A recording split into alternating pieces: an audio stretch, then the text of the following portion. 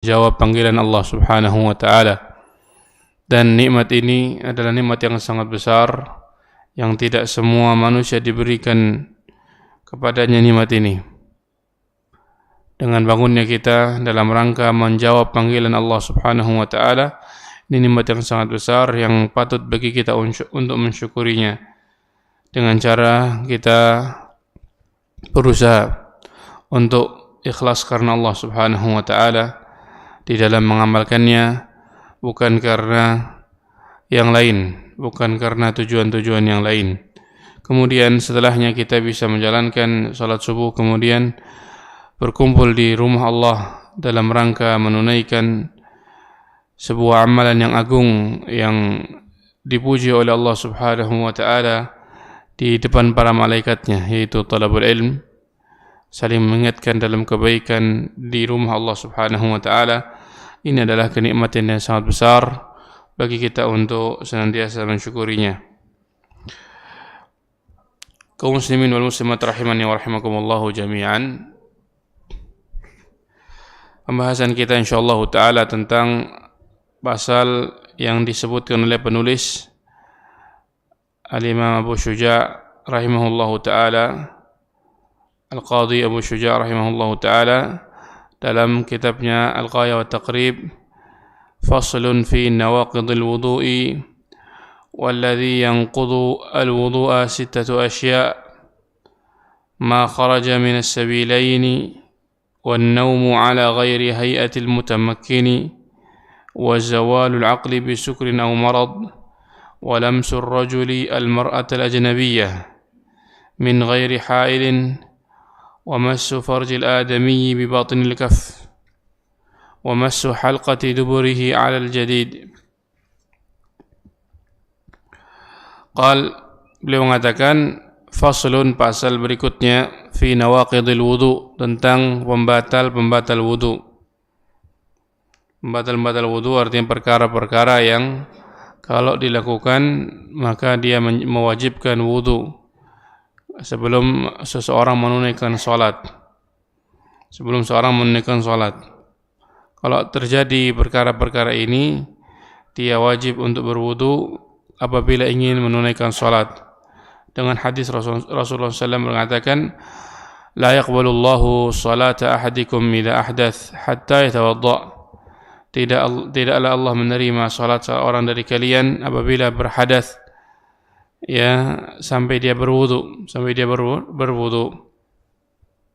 Dan beliau menyebutkan ada 6 perkara. Qala walladhi yanqudul wudu'a sittatu asya', dan perkara-perkara yang membatalkan wudu ada 6. Yang pertama adalah ma kharaja minas sabilain, sesuatu yang keluar dari 2 jalan. 2 jalan yang dimaksud adalah kubul dan dubur, depan dan belakang.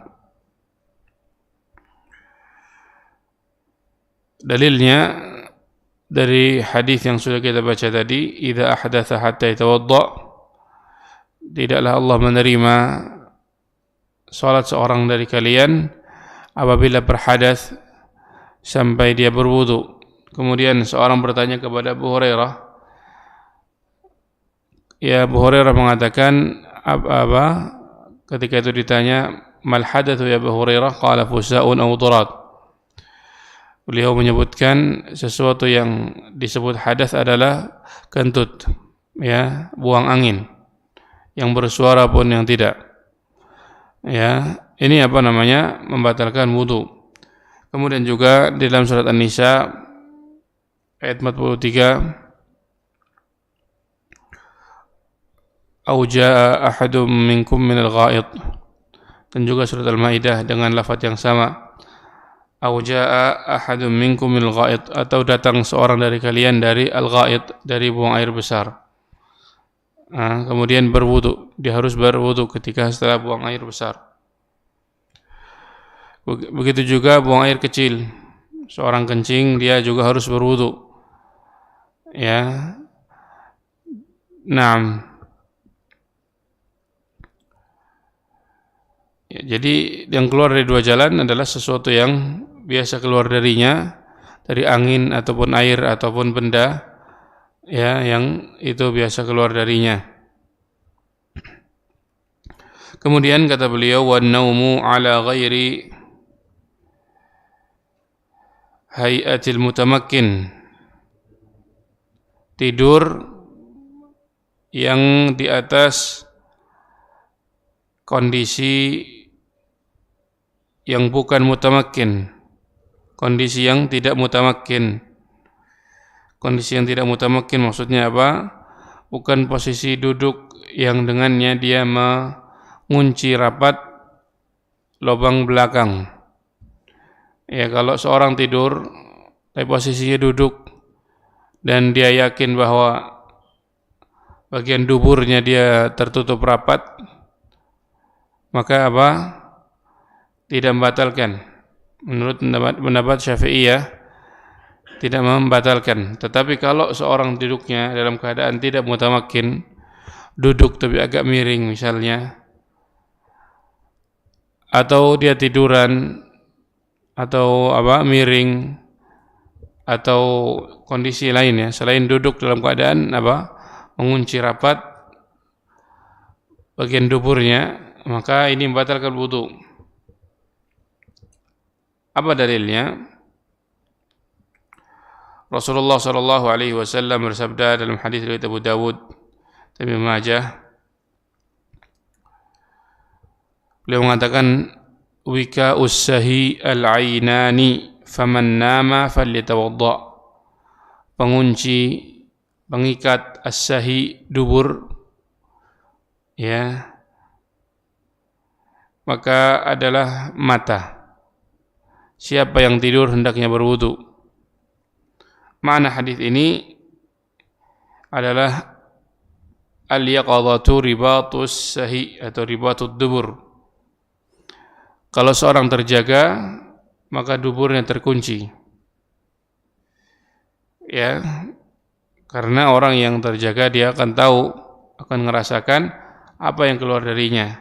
Sebaliknya kalau tidur, maka dia tidak terkunci duburnya, tidak terasa buang angin, ya, tidak terasa buang angin. Maka kata Rasulullah SAW, faman nama falyatawadda. Hadis ini diriwayatkan Abu Dawud dan Ibnu Majah dengan sanad yang lemah, namun dikuatkan oleh hadis yang lain yang sahih, maknanya tentang mengusap sepatu. Di mana Rasulullah SAW memerintahkan para sahabat ketika safar untuk mengusap sepatu ketika berwudu, tidak melepasnya selama 3 hari.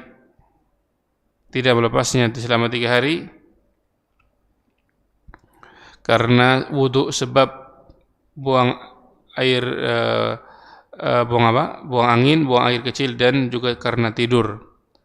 Jadi beliau menyebutkan 3 perkara yang menjadikan wudu, yaitu buang angin, buang air besar, ghaid, baul dan naum. Buang air besar, buang air kecil, dan tidur. Kecuali kalau janabah, ketika junub, maka dia harus dibuka sepatunya untuk dia dicuci bersama mandi besarnya.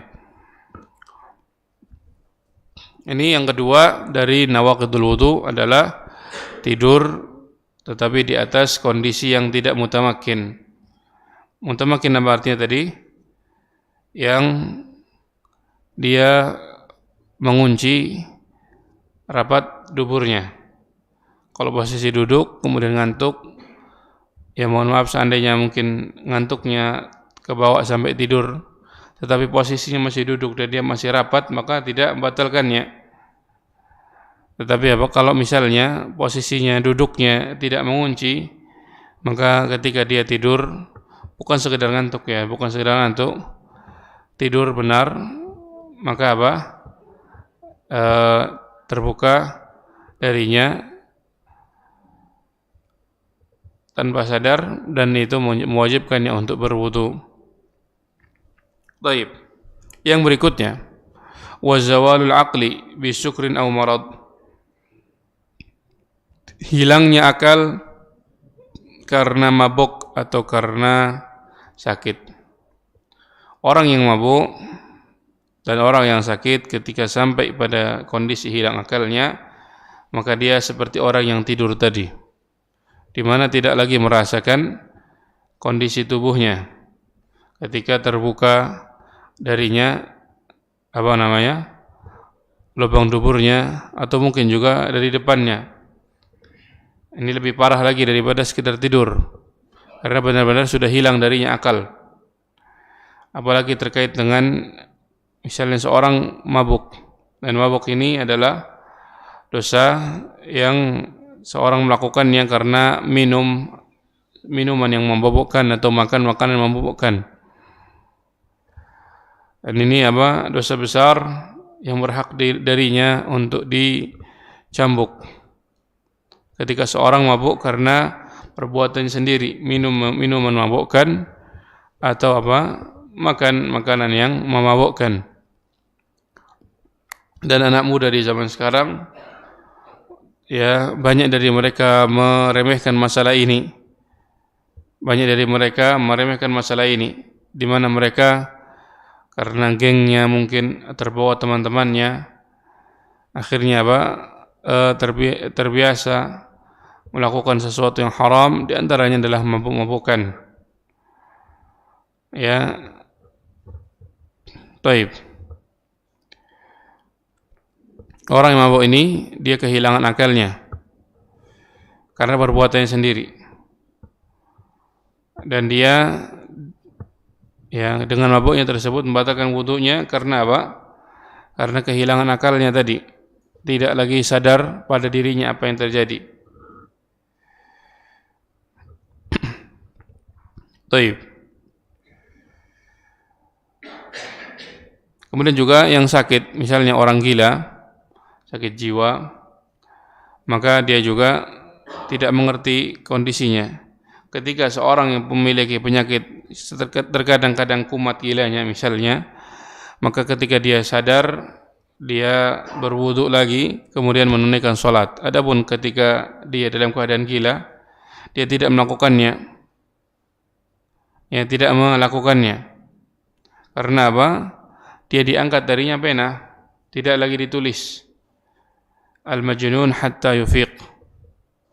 Orang yang gila tidak akan ditulis amalannya sampai dia sadar. Taib.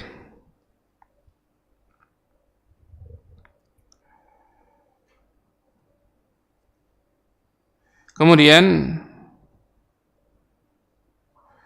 yang berikutnya, qal wa lamsur rajuli al-mar'ata al-ajnabiyyah. Seorang mengusap, menyentuh wanita yang asing. Wanita yang asing, al-ajnabiyyah, wanita ajnabi. Apa itu wanita ajnabi? Adalah wanita yang antara dia dengan antara seorang laki-laki dengan wanita tersebut adanya hubungan mahram karena sebab nasab atau persusuan atau pernikahan atau perbesanan.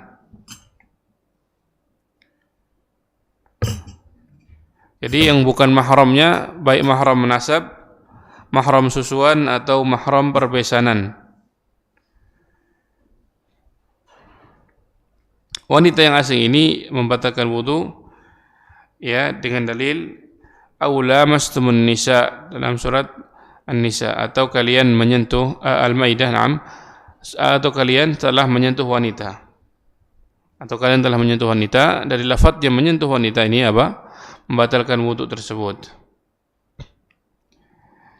Dan termasuk dalam ajnabi adalah istrinya, istrinya. Karena istri tersebut apakah mahram atau bukan? Halal, bukan mahram, dia halal. Tetapi membangkitkan syahwat. Ya, seseorang terkadang tidak sadar keluar darinya sesuatu dari bagian depan gara-gara menyentuh istrinya.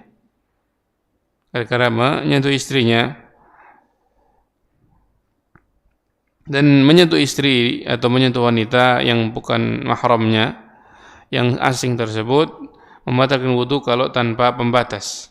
Kalau tanpa pembatas. Taib. Adapun menyentuh wanita yang tidak membangkitkan syahwat, misalnya anak kecil, ya, atau sekedar misalnya menyentuh rambutnya saja, ya, yang bukan tempat-tempat syahwat, ya, misalnya ada rambut ibu-ibu di masjid tercecer, misalnya sisiran, kemudian apa? Jatuh di karpet, kemudian ada yang bersihkan marbot masjidnya. Apakah marbot tersebut batal wudunya? Tidak, ya, tidak membatalkan wudunya. Yang membatalkan wudu adalah ketika misalnya terjadi sentuhan yang tidak ada pembatas darinya dan itu membangkitkan syahwatnya.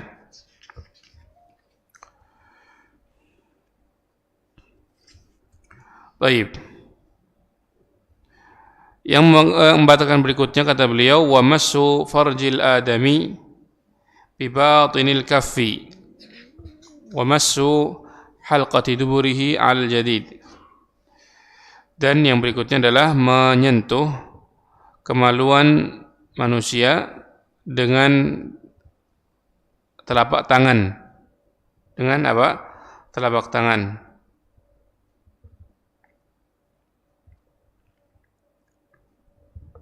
Baik.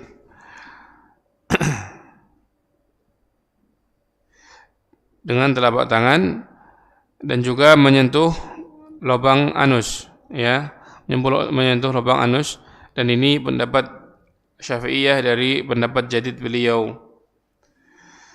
Ini sama saja apakah itu adalah kemaluan dia atau kemaluan orang lain,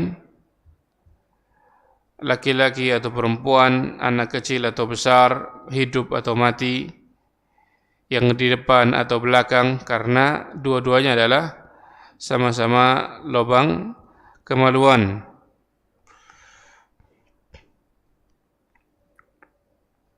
Baik.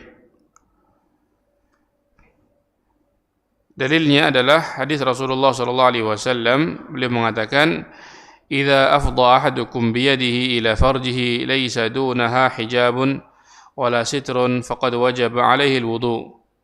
Rawahu Ibnu Hibban wa sahhahu al-Hakim. Apabila seorang menjulurkan tangannya dengan telapak tangannya kepada kemaluannya, tidak ada pembatas antara dia dengan kemaluan tersebut, maka telah wajib baginya wudu. Dan juga dalam hadis yang lain, man massa dzakarahu falyatawadda. Siapa yang menyentuh kemaluannya, hendaknya dia berwudu. Hadis ini diriwayatkan Ashabus Sunan, disahihkan oleh Tirmizi, Ibnu Hibban, dan Imam Bukhari mengatakan hadis ini adalah yang paling sahih dalam masalah ini. Man massa dzakarahu falyatawadda. Siapa yang memegang kemaluannya, hendaknya dia berwudu. Kaum muslimin rahimani wa rahimakumullah jami'an. Ini yang disebutkan tentang masalah apa saja yang membatalkan wudu. Ya, dan beliau menyebutkan 6 perkara yang diambil oleh Syafi'iyah dalam masalah ini. Dan terkait masalah ini kadang ada cabang-cabangnya. Di antaranya adalah tentang apa yang keluar dari dua jalan. Apa yang keluar dari dua jalan artinya kotoran manusia, baik itu kencing atau buang air besar. Taib. Bagaimana kalau misalnya dengan operasi, seorang kencing tapi lewat lubang operasi di mana? Dengan dibuka di bagian kulit, ya, kemudian dengan selang, apakah membatalkan wudu atau tidak?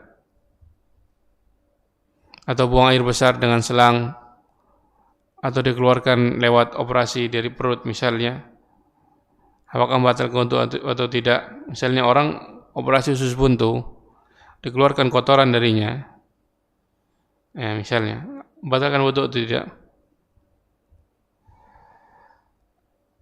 Kalau misalnya lubang aslinya masih berfungsi, maka apa yang keluar dari lubang baru tidak membatalkan wudhu tersebut. Tapi ada yang mengatakan ini dibagi dua. Kalau lubangnya di atas pusar, maka apa? Maka dia tidak membatalkan. Tapi kalau di bawah pusar, membatalkan. Ini apa? Apa namanya? Yang dirinci oleh para ulama rahimahumullah ta'ala.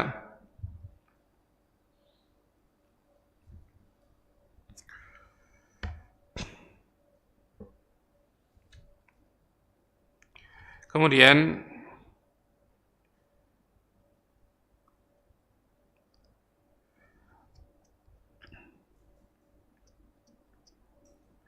ada yang menambahkan kondisi yang lain, yaitu ketika makan daging onta. Makan daging onta membatalkan atau tidak? Ya. Sehingga saya Imam Syafi'i beliau mengatakan membatalkan. Ya. Kemudian beliau mengatakan tidak membatalkan di pendapat yang terbarunya karena hadis tidak tidak berwudu dari makan sesuatu yang disentuh api. Maka beliau mengatakan tidak membatalkan setelah tadinya mengatakan membatalkannya. Baik. Tentang mengusap sepatu, ini diperbolehkan dan ini adalah rukhsah sekaligus juga anjuran dan anugerah yang Allah Subhanahu wa taala berikan kepada kita semua ketika kita dingin atau ketika kita sakit, ya, yang mana ini susah bagi kita untuk buka sepatu kemudian pakai lagi, apalagi di saat dingin yang sangat, misalnya. Begitu juga kaos kaki, itu juga ada keringanan, yakni ketika seorang memakainya dalam keadaan dia suci ketika memakainya, maka kemudian dia berwudu. Ketika dia tidak safar, maka sehari semalam dia boleh tidak lepas, diusap bagian atasnya, dan itu sudah cukup. Syaratnya apa tadi? Ketika memakainya dalam keadaan sudah berwudu, dalam keadaan suci.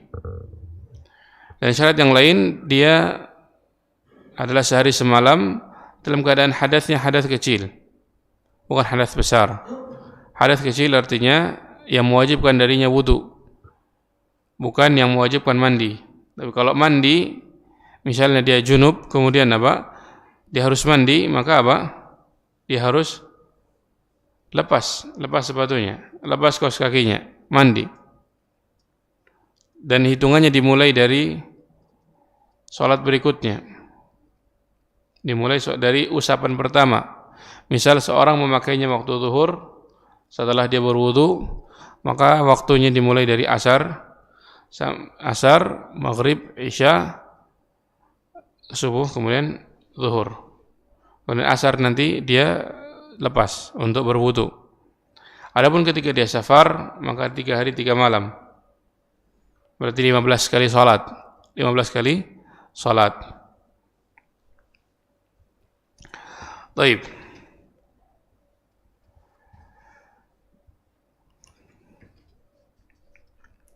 Kemudian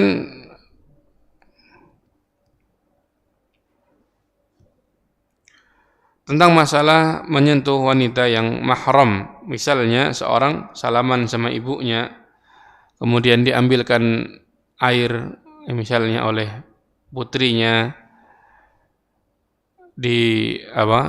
diambilkan baju oleh adiknya misalnya, kemudian dia bersentuhan, ya, salaman atau yang lainnya, ini tidak membatalkan wudu.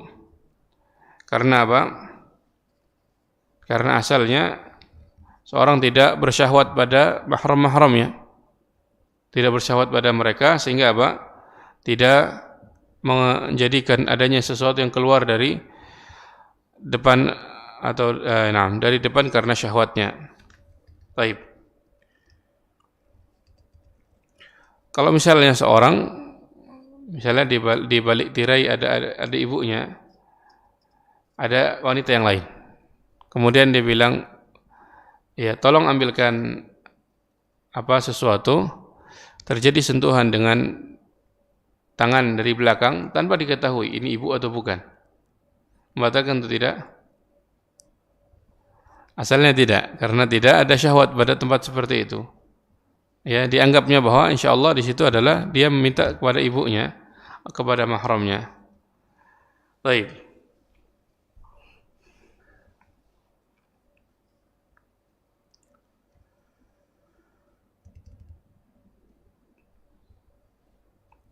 Kemudian kata beliau masuk di pembahasan berikutnya, faslun fi mujibatil ghusli.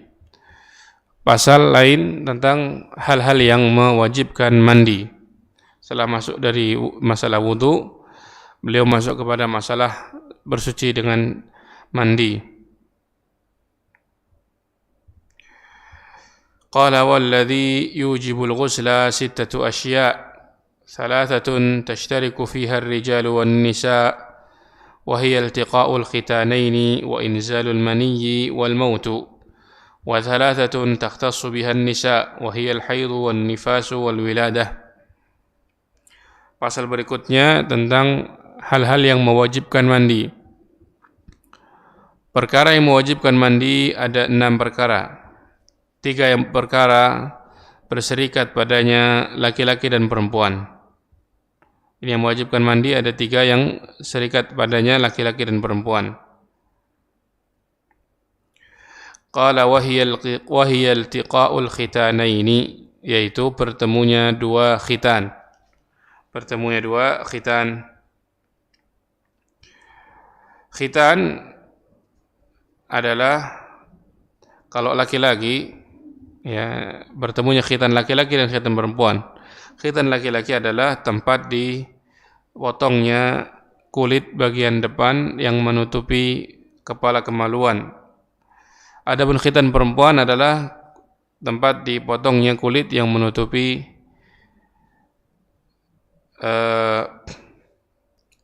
klitoris, ya. Nah, bagian itu, ya, bagian depannya juga itu ada kulit yang dipotong kalau seandainya mampu untuk memotongnya dari orang-orang yang ahli, kemudian juga tidak berlebih-lebihan di dalam motong. Karena kalau wanita tidak berlebih-lebihan dalam motong, maka dia akan menjadi madarat baginya.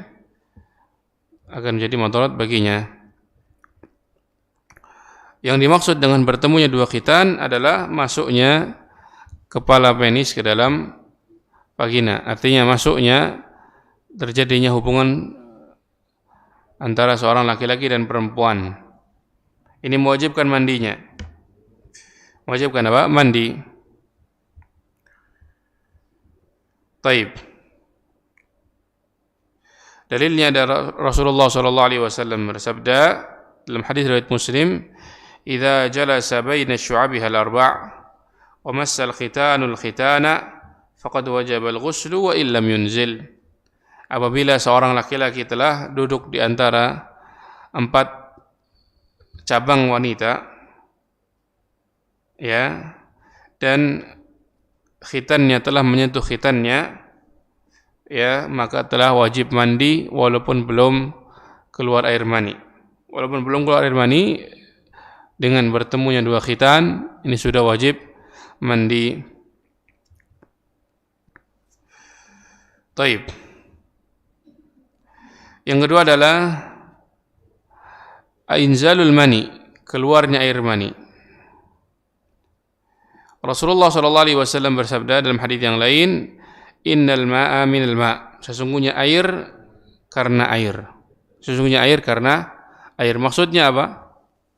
Air untuk mandi, air mandi kita diwajibkan karena air mani yang keluar. Ya, air wajib mandi, wajib membasuh dengan air karena air mani yang keluar. Taib.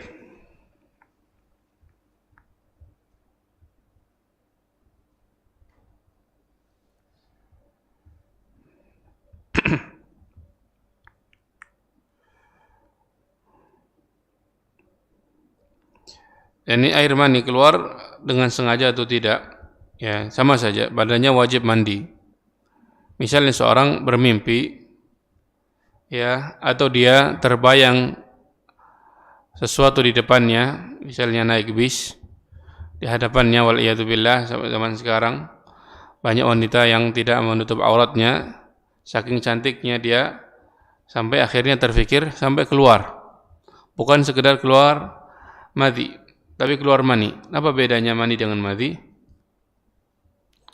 Kalau mani keluarnya disertai rasa lemas dan rasa nikmat. Kalau madhi biasanya tidak terasa, tiba-tiba keluar. Ini madhi. Kalau mani apa? Ada rasa nikmat dan ada rasa lemas setelahnya. Ya, ketika keluar itu, ya, atau dengan sengaja, misalnya seorang, waliyadzubillah, dan ini dosa ya, ketika seorang melakukan onani dengan tangannya sendiri. Dan ini dosa karena apa? Keluar dari firman Allah Subhanahu wa taala, illa ala azwajihim aw ma malakat aymanuhum fa innahum ghairu malumin faman ibtagha wara'a dzalika fa ulaika humul aadun. Kata Allah Subhanahu wa taala, orang-orang tersebut yang beriman, yang bertakwa, yang baik adalah orang-orang yang menjaga kemaluannya kecuali kepada istrinya dan budaknya. Mereka tidak tercela. Siapa yang mencari di balik itu, di balik atau selain suami istrinya, ya, dan selain budaknya bagi laki-laki, maka dia adalah orang yang melampaui batas. Mencari selain itu berarti apa? Termasuk diantaranya dengan melakukannya sendiri, ya, melakukannya sendiri, atau mencari waliyadzubillah perzinaan atau semisalnya, apalagi yang disebut dengan liwat. Ini adalah apa? Dosa yang sangat besar yang mewajibkan seorang pelakunya, kalau liwat itu, dibunuh, baik pelaku maupun yang diperlakukan. Ya. Dan ini sedang mulai marak di mana-mana, ya, promosi dan kampanye liwat, waliyadzubillah. Liwat itu homo. Ya, lagi apa? Lagi promosi besar-besaran mereka. Berusaha untuk, ya, untuk diakui. Diakui sebenarnya. Islam mengakui bahwa itu dosa. Ya, mengakui bahwa itu dosa, bahwa itu kekejian yang sangat besar, bahwa itu adalah keluar dari fitrah. Ya, waliyadzubillah. Itu orang yang melakukannya dan maf'ul bihnya yang diperlakukan, objek dan juga subjek dan objeknya semua dibunuh. Kenapa? Kalau objek saat ini, maka ke depannya dia jadi subjek. Ya, dan itu sudah mujarab, sudah dipraktekkan, sudah diketahui secara umum bahwa objek itu akan jadi subjek. Seandainya dia objek tersebut terpaksa pun dibunuh, walaupun dia dalam keadaan dipaksa. Kenapa? Ya, karena dia akan menjadi subjek di waktu yang akan datang, dan dia dibunuh dalam keadaan dia qutila sabran syahida. Dia dibunuh karena tunduk kepada syariat Allah, dan dia syahid insyaallah taala mazlum. Dia mazlum. Ya, tapi dia dibunuh. Adapun fa'ilnya jelas. Orang bejat tersebut harus dibunuh. Karena kalau tidak dia akan menyebarkan virusnya kemana-mana. Taib. Keluar mani dengan sengaja atau tidak sengaja, selama keluar darinya mani, maka wajib untuk mandi. Wajib untuk mandi.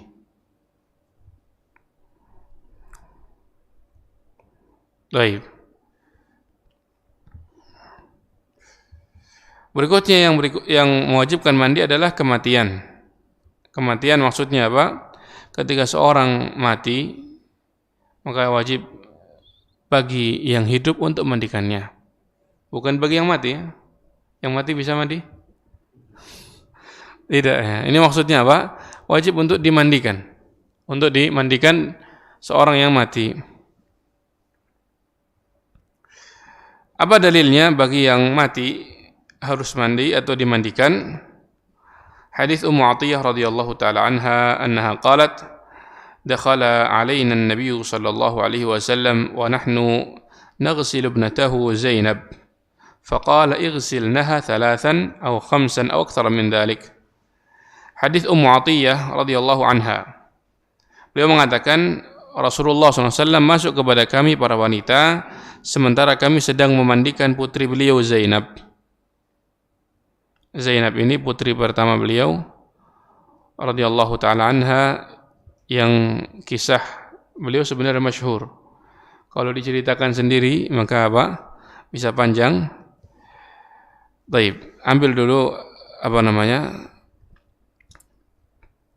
masalahnya, kemudian nanti misalnya masih ada sisa waktu kita ceritakan kisah beliau radhiyallahu anha. Yang beliau wafat di tahun 7 Hijriah kurang lebihnya. Ya, beliau sedang dimandikan oleh para wanita kaum muslimat.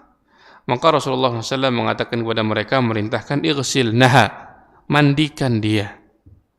Ya, ada perintah untuk memandikan, berarti apa? Wajib. Dari perintah tersebut diambil faidah wajibnya orang yang mati untuk dimandikan. 3 atau 5 atau aktsara min dzalik, dengan 3 kali atau 5 kali siraman atau lebih daripada itu. Ya, dengan hitungan ganjil. Baik. Adanya kewajiban untuk memandikan menunjukkan bahwa kematian tersebut mengharuskan seorang untuk dimandikan. Keluar dari masalah kematian adalah orang yang syahid, orang yang mati syahid dalam peperangan.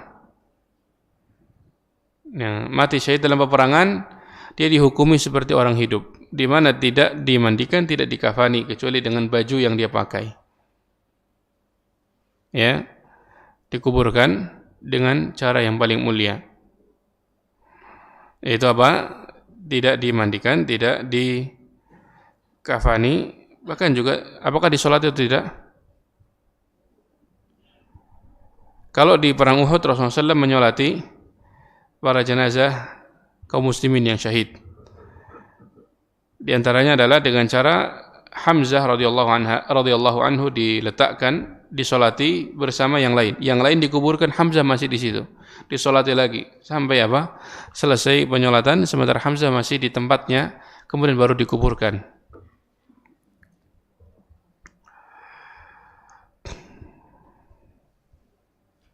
Baik.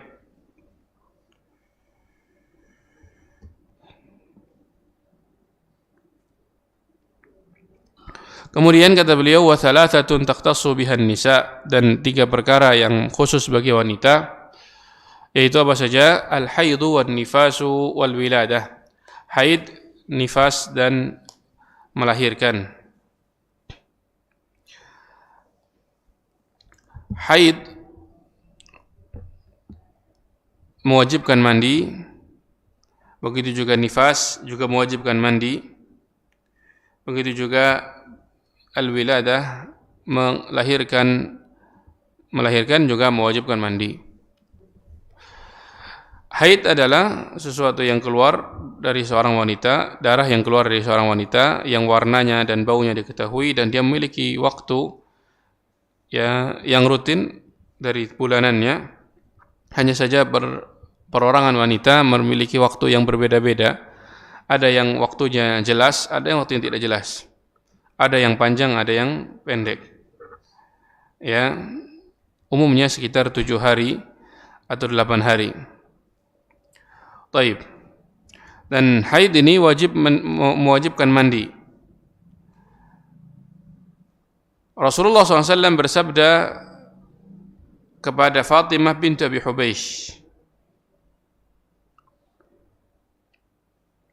ya, beliau mengatakan, idza aqbalat al-haidah fad'is salata wa idza adbarat faghtasili wa shalli. Apabila datang haidmu, maka tinggalkanlah salat. Kalau dia pergi, maka mandilah dan salatlah. Dalam Al-Quran juga ada disebutkan, ya, tentang masalah ini, tapi bukan dalam bentuk perintah untuk mandi. Tapi di sini yang perintah untuk mandi dalam hadis ini adalah Rasulullah SAW memerintahkan ketika haid itu pergi, selesai, maka mandilah dan sholatlah. Adapun nifas adalah darah haid yang terkumpul, ya, dan biasanya setelah melahirkan dia keluar darah haid yang banyak dan waktunya panjang. Waktunya apa? Panjang, dan umumnya sekitar 40 hari atau kurang daripada itu sedikit. Taib. Dan ini juga mewajibkan mandi. Mewajibkan apa? Mandi. Ketika nifasnya selesai, bisa 40 hari selesai, dan keluar tanda sucinya, atau berhenti darahnya, maka dia wajib mandi setelahnya.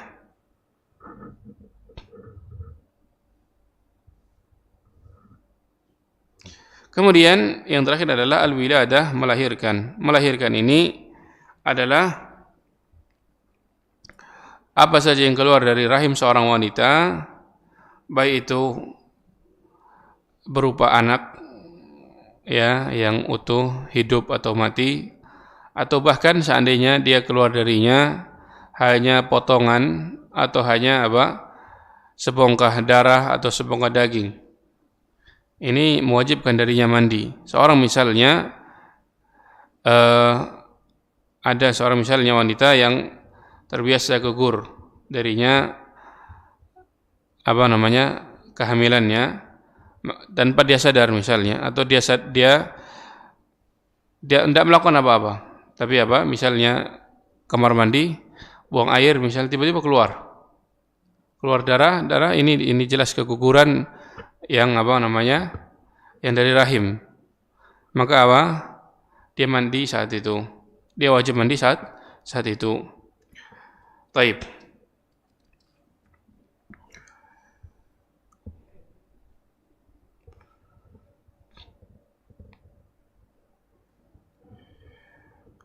Adapun istihadah tidak mewajibkan mandi.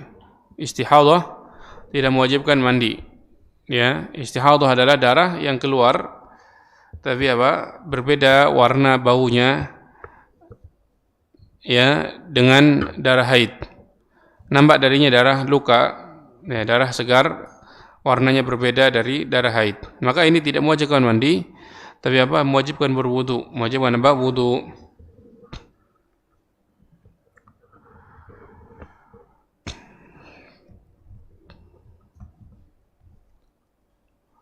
Baik. Ini tentang hal-hal yang mewajibkan atau membatalkan mandi dan juga mewajibkan wudu, dan membatalkan wudu dan mewajibkan wudu ketika ingin sholat.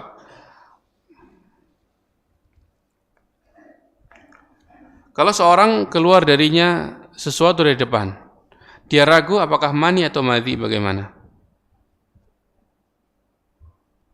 Ini mani atau madhi? Lebih kental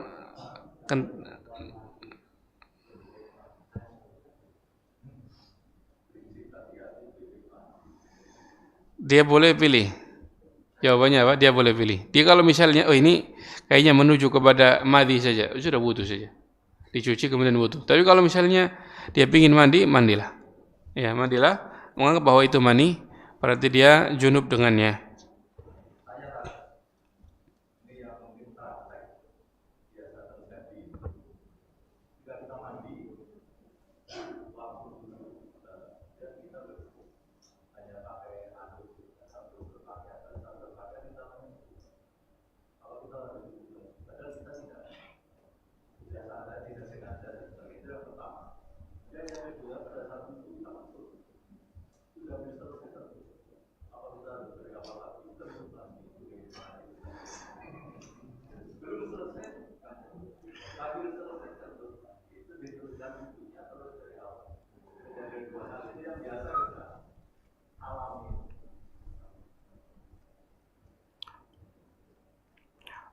Baik, untuk jawaban yang kedua dulu ya. Kalau kentut di tengah-tengah wudu, dia memang harus ngulang dari awal.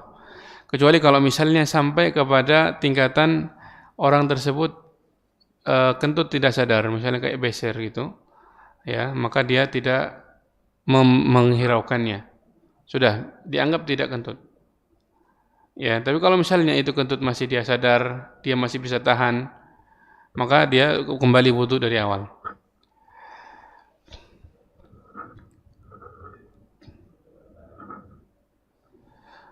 Baik, adapun apa namanya? Menyentuh wanita tadi ketika misalnya baru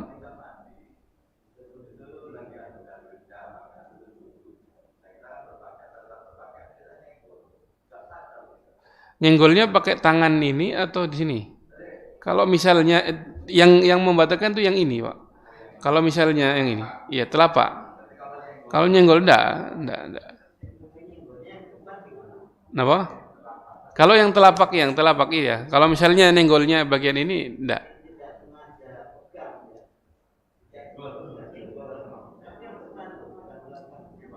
Ya, kalau misalnya itu keluar dari khilaf dari apa yang kita pelajari, apa namanya? Membatalkan, Bapak harus wudu lagi. Ya. Maka selamat dari itu kalau misalnya itu kita apa namanya? Pakai pakaiannya atau berandukannya atau wudunya ditunda dulu juga tidak apa-apa. Ya, atau pas andukan itu kita nyentuhnya dengan handuk, jangan nyentuh langsung. Kalau nyentuh langsung itu yang kena masalah. Kalau nyentuh dengan handuk tidak terkena masalah. Dengan pembatas. Dengan pembatas. Yang menyentuh apa? Kemaluan yang tadi kita lewati.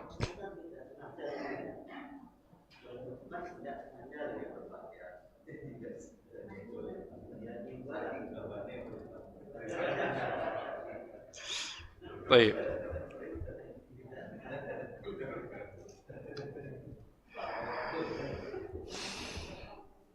Dan yang membatalkan itu kalau menyentuh bagian ininya, apa namanya? Bagian tempat keluarnya kencing, bukan bagian yang lain. Ya, bukan bagian yang lain. Ujungnya bagian penisnya itu.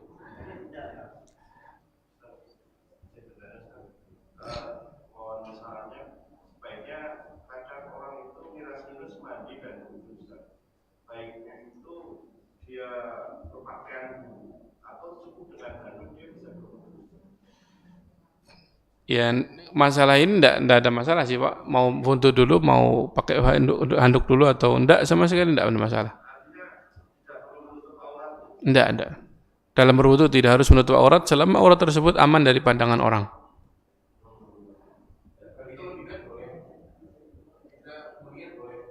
Kenapa? Enggak membatalkan? Enggak membatalkan. Tidak membatalkan. Yang membatalkan adalah apa? Menyentuhnya dengan telapak tangan. Kalau cuman melihat kepada alat kelamin kita tidak membatalkan wudu.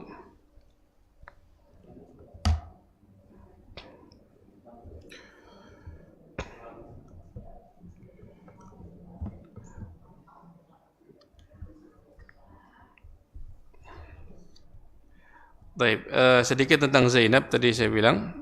Zainab radhiyallahu anha, kisah beliau ya sangat mengharukan di mana beliau ini adalah wanita yang pertama ya dari anak-anak beliau lahir di Mekah sebelum menjadi rasul. Lahir di Mekah sebelum Nabi SAW menjadi rasul. Kemudian beliau ketika Rasulullah SAW menjadi rasul, beliau masuk Islam. Sementara suaminya ya, yang bernama Abul As bin Rabi' yang ini masih kerabatnya Khadijah, tidak mau masuk Islam ketika apa? Ketika Rasulullah menjadi rasul. Kemudian tetapi apa? Mereka tetap dalam satu keluarga saat itu. Dan itu belum ada surat Al-Mumtahanah, ya belum ada surat Al-Mumtahanah di mana mewajibkan bagi seorang laki-laki dan perempuan yang berbeda agama salah satunya masuk Islam untuk berpisah. Belum ada surat itu, tapi Rasulullah SAW mengizinkan mereka untuk tetap terus bersama. Kemudian ya ketika Rasulullah SAW hijrah, Zainab masih di Mekah dengan suaminya. Sampai terjadi perang Badar, suaminya ikut di barisan kaum musyrikin, sementara musuhnya adalah mertuanya sendiri, Rasulullah SAW, bapaknya Zainab. Kayak apa kondisinya beliau? beliau lihat suaminya berperang sama bapaknya. Akhirnya Abul As bin Rabi, suaminya Zainab, tertangkap ikut menjadi tawanan perang. Kemudian apa? Setelah menjadi tawanan perang,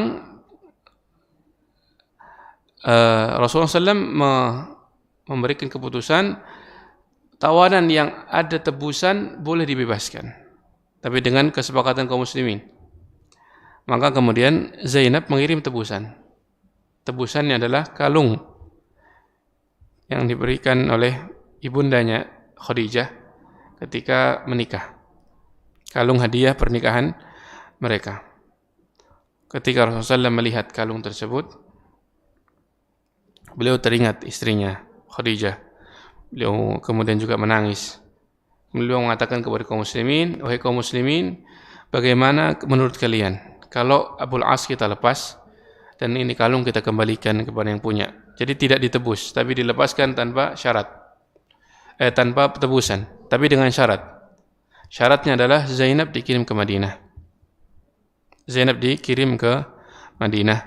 Kemudian Abul As bin Rabi' pulang ke Mekah, mengatakan kepada istrinya, engkau harus ke Madinah, ya engkau harus ke Madinah. Maka Zainab berangkat ke Madinah sendirian bersama putrinya. Ya, seingat saya Umamah binti Abil As. Kemudian apa? Di tengah jalan dicegat oleh dua orang yang mengagetkan beliau sampai akhirnya beliau keguguran. Ya, dalam keadaan hamil waktu itu. Dalam keadaan berangkat sendiri. Maka kemudian apa? Akhirnya ditolong oleh salah seorang, kalau tidak salah Utsman bin Talha atau yang lain, dikirim ke Madinah berangkat berdua, berangkat dengan aman tentunya, karena mereka orang Arab saat itu amanah. Yang laki-laki di depan menuntun onta, perempuan hanya naik. Ketika waktu istirahat, diderumkan ontanya, yang laki-laki tadi pergi ke tempat yang jauh, kemudian perempuan tadi baru turun. Tidak ada khalwat atau ikhtilat antara mereka, tidak ada. Kemudian ketika waktu istirahatnya selesai, maka Zainab naik ke atas onta lagi, kemudian dituntun lagi sampai di Madinah. Setelah itu mereka terpisah. Sampai di tahun ke-6 Hijriyah, Abul As membawa dagangan ke Syam. Sampai pulang ke Mekah. Di tengah jalan dicegat oleh kaum muslimin, barang dagangan beliau semua dirampas, menjadi rampasan perang, dan semuanya lari kocar-kacir. Adapun Abul As lari ke Madinah, mencari rumah istrinya, dan istrinya pun melindungi beliau. Ketika waktu subuh, ya, dan kaum muslimin sedang sholat, hampir salam, beliau mengatakan, wahai kaum muslimin, aku telah melindungi Abul As bin Rabi'. Zainab berteriak begitu, wahai kaum muslimin, aku telah melindungi Abul As bin Rabi'.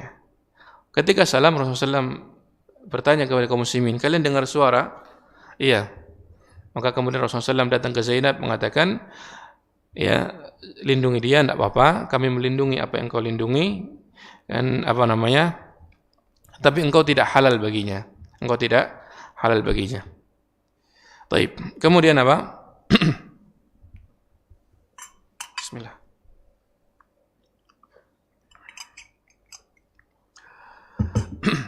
Kemudian Abul As berbicara dengan Rasulullah SAW siang harinya, berbicara meminta agar semua rampasan itu dikembalikan. Meminta apa? Rampasan yang dirampas dari beliau dikembalikan.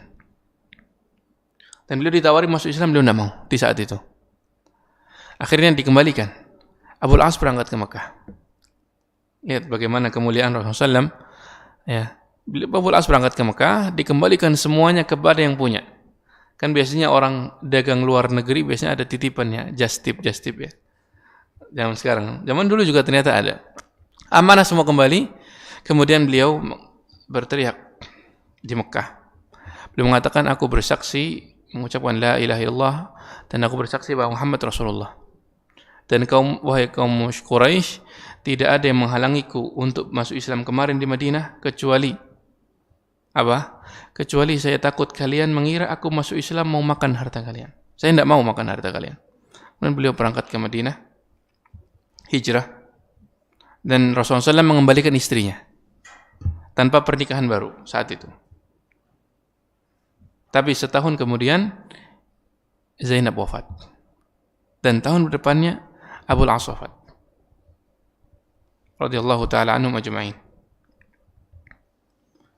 Semoga Allah Subhanahu wa taala memberikan kepada kita manfaat dari apa yang kita dengar, membersihkan hati-hati kita, menjadikan kita semua orang-orang yang baik yang mengamalkan dan taat kepada Allah Subhanahu wa taala lahir batin, menjauhkan kita dari riya, sum'ah, dari hal-hal yang mengotori semua itu.